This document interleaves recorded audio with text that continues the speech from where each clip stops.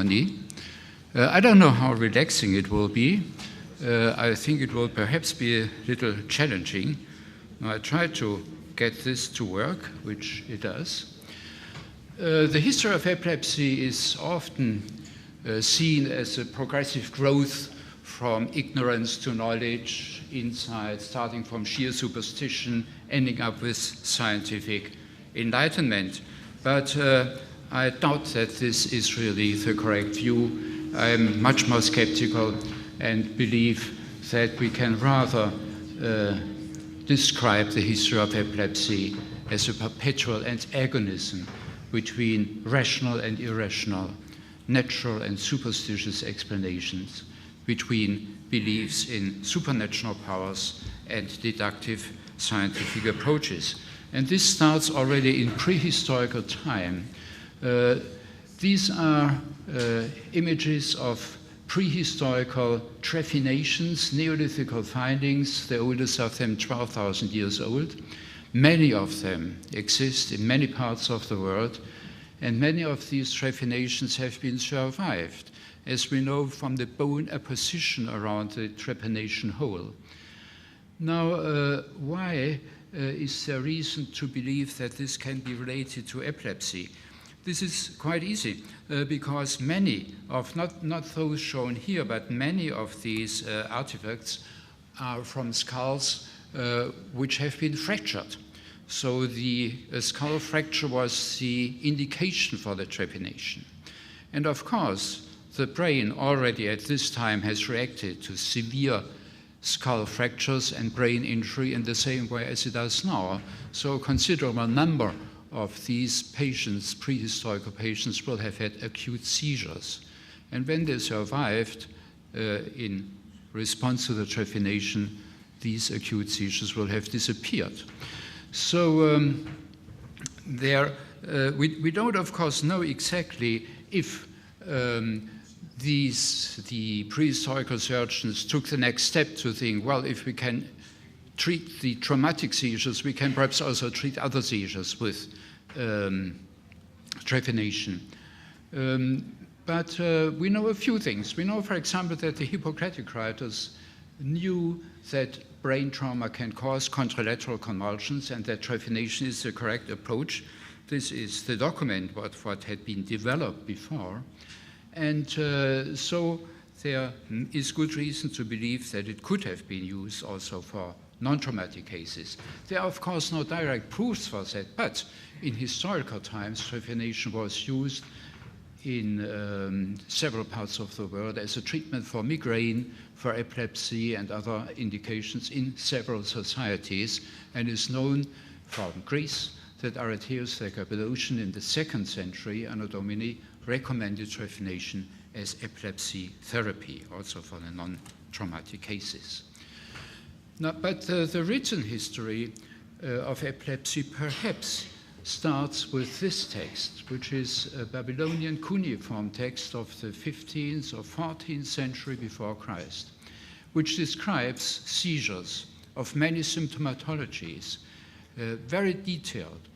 And they are distinguished and explained by the hand of various evil spirits. So this is perhaps a superstitious explanation, but we don't know if these spirits for the Babylonians were seen as natural powers or supernatural powers. Spirit is related to wind, and a wind is not visible, but a wind can drive your ship, or it can capsize it. And do we know if the spirits they believed caused the epileptic seizures were any different from the invisible forces of wind and other natural forces which had an effect of the people? But coming to Athens, Hippocrates, of course, in his famous pamphlet on the sacred disease, made it very clear that epilepsy is not sent by gods. It has no supernatural but natural causes, like all other diseases. Its origin is in the brain. It has often been speculated why Hippocrates said that the origin of epilepsy was in the brain, but I believe that this is really due to the observations of traumatic seizures. That's the most easy explanation. For Hippocrates, the different seizure types were explained by differences in the natural causes, and the natural causes were the influences of the climate, of the body fluids, of the celestial bodies, etc. Now, did this refute superstitious beliefs once for all? Of course it did not. But I just want to add one little aspect about the Hippocratic view of epilepsy. How did Hippocrates treat epilepsy? He does not give any description. He did not have perampanel or whatever. His view was that you should abstain from whatever facilitates seizures and to do what opposes seizures. So Hippocrates had an understanding of seizures as resulting from opposed factors, which in the brain, in the body, which is a very modern view of epilepsy. We can learn a lot from historical patients, and perhaps one of the oldest or the oldest documented historical patient is a boy with epilepsy, which you find in the New Testament, in the Gospels. Matthew, Mark, and Luke all write this story about this boy. And it's interesting to look into the details because the texts reveal different concepts of the disease. Matthew says that the boy is lunatic, seleniacetai, but there is an exorcism of a demonion by Jesus. For Mark, the boy is seized by a speechless spirit, pneuma alalon, which is exorcised by the Christ. For Luke also, this is a pneuma. But what is this? Daimonion means possession, but it's, as far as I know, still not quite clear what daimonion, the idea of a daimonion originally was. You know that this was not necessarily a negative thing. Plato speaks very positive about his daimonion. Whereas pneuma really relates to a possession by a spirit which has etymologically has penetrated the body by the breathed air. Whereas seleniatsomai relates to a natural cause, that Hippocratic view, the relation to the celestial bodies. And I am told that today seleniatsomai is still a popular term for epilepsy in rural Greece. I don't know if you can confirm this, but I was told this by Greek people. This was, of course, problematic because that Matthew says that the boy was lunatic was not politically correct, but on the other hand, the author of the gospel could not be in error. And there were many speculations about this, and finally, Johannes Chrysostomus found a solution, saying, when he calls the boy Seleniatomos, don't let it confuse you. It's only the father of the boy which uses such incorrect language. Exorcism was the approach, the official approach of the church to epilepsy, and there are numerous paintings, medieval paintings, where the exorcism is shown, like here on the left, Saint Severin of Nuremberg performing an exorcism, and on the right this huge painting by Rubens in the Kunsthistorisches Museum in Wien of Ignatius of Loyola, who performs the exorcism. And in these paintings you always see the little demons, the little devil leaving the body of the deceased person as in consequence to the exorcism performed by the priest. However, exorcism is not the only religious approach to epilepsy. And here's a very interesting document. This is an ex voto from a church in a small city in Austria, which has a very interesting text. It says that Oswald, a citizen of Gmünd, that's the name of the city, went 6 years ago to the Old Oetting with his son, who has the falling sickness, was only little improved, and they resolved never again to take to Old Oetting. Now, in the week after Oculi, in the year 1501, fell into great illness, that he lay with open eyes, speechless, until the third day. And many people came to him, did not recognize or see anybody, and they lost all hope for his life. So his wife engaged him with a priest and a waxen head, and he recovered. So you honor, praise, and thanks to the Virgin Mary in eternity. And this happened here on the Sunday before Ascension Day in the year 1501.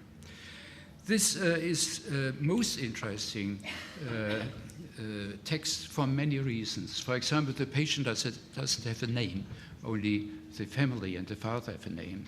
It seems to be the first documented case of a status epilepticus. We are not sure if it was an absent status or if it describes a convulsive status followed by a 3-day post-ictus stupor. It is probably painted by a witness. You see, this is not great art, but the painter, a local painter, probably was one of the many persons who went to see the boy, and this is what comes closest to a photographic document from 1501, and it's quite well done, where you see the boy with open eyes staring without connecting to anybody in his stuporous state. There is also the syndrome diagnosis. The family still lives in the town and the epilepsy is still in the family. And we know, therefore, that the boy had idiopathic generalized epilepsy. And there is also this aspect that they thank the Virgin Mary with the votive gift of a waxen head, which means that this family is quite aware that epilepsy is a disease which is located in the brain, in the head. There is no superstition behind it. These are pious people who address their hope to God through his saints in the hope of a miraculous cure for an untreatable condition. So this must not be confounded with superstitious beliefs, superstitious disease theories. Altötting, the pilgrimage, which Jasper mentioned, which did not help the young boy, Oswald's son, was a famous pilgrimage in the south of Bavaria, which has collected thousands of ex-votos, and quite a few of them relate to epilepsy, and I choose to show you this one.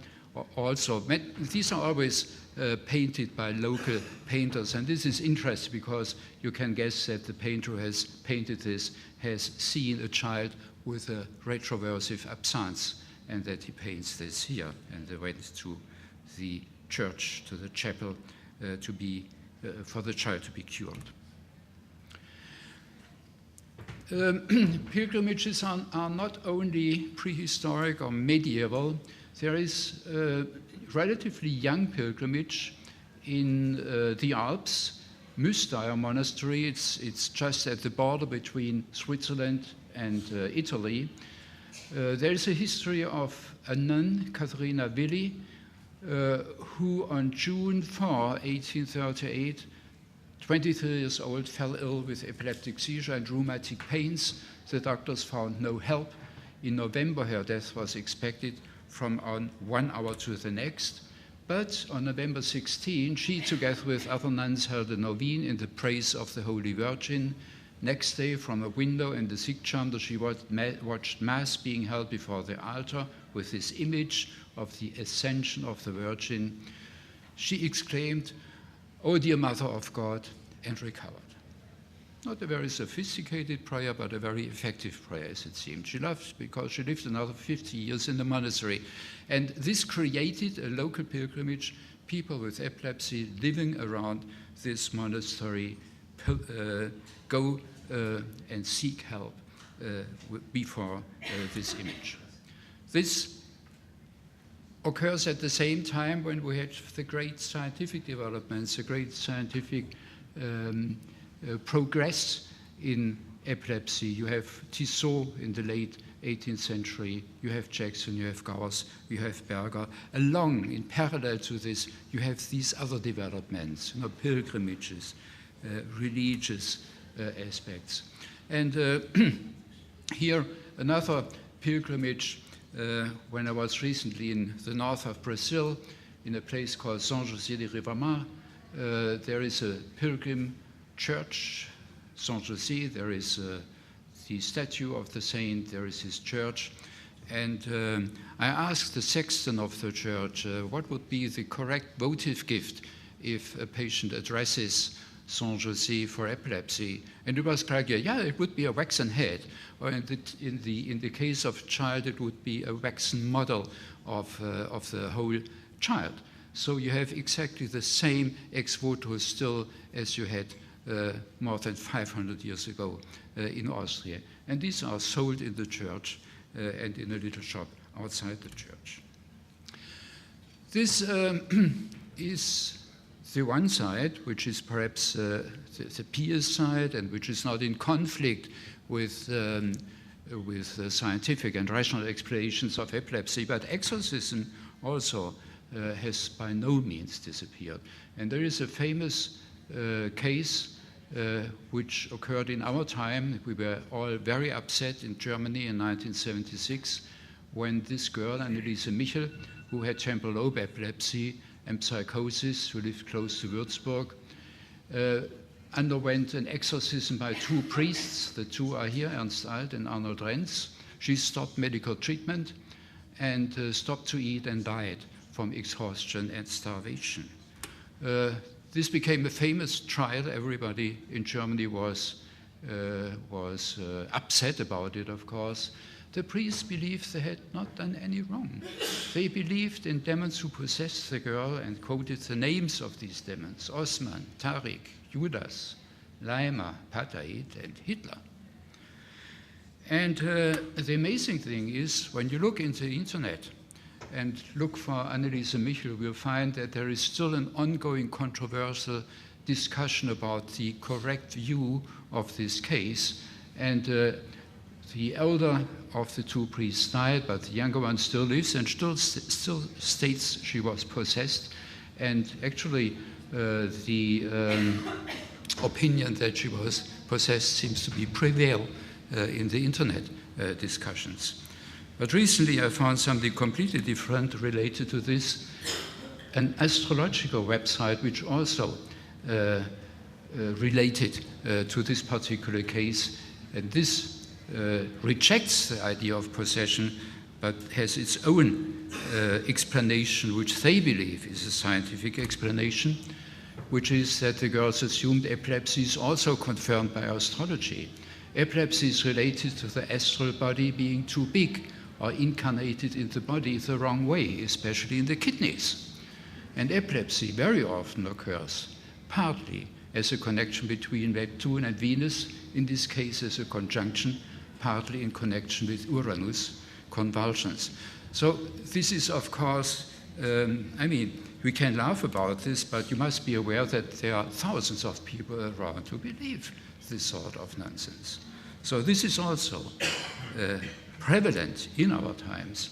But now I will give you some more serious example.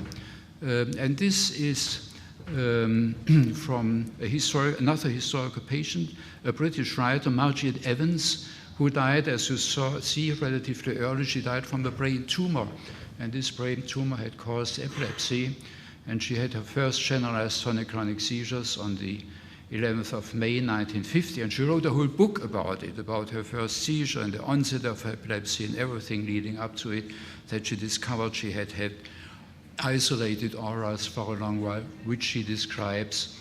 So an autobiographical account of her epilepsy. There's one quotation from this which I really would like to give you because it's very thought-provoking. She says here that the old idea of demoniac possession, I am sure, arose not from the onlookers of sufferers in fits, but from the sufferers themselves. Because in the violent attacks, one feels as though the body has been entered by a terrific alien power, and that power is trying after entrance to push its way out again. She does not believe in possession, but she relates her own experiences which can explain, at least in her mind, why people who experience this can believe in a possession, because it feels as if an alien force has entered you and you have lost your power and your control over your body. So to conclude, epilepsy is not only the most frequent serious chronic disorder of the brain, it has also been present in the entire history of mankind, back into prehistoric times, and throughout history, starting in prehistoric times, but continuing until present days, there are documents of both rational and superstitious explanations of epilepsy. The fundaments of a scientific understanding of epilepsy were expressly formulated 2,500 years ago, but are probably older. But superstition are great survivors, and they even became Christian doctrine after Hippocrates. It's difficult to understand for the rational mind these superstitious beliefs, but some may be based on unusual subjective seizure experiences of patients. So the antagonism between rational and irrational explanations, between natural and superstitious explanation, between beliefs in supernatural powers on one side and deductive scientific approaches concerning epilepsy is not very likely to end. And I thank you very much for your kind attention.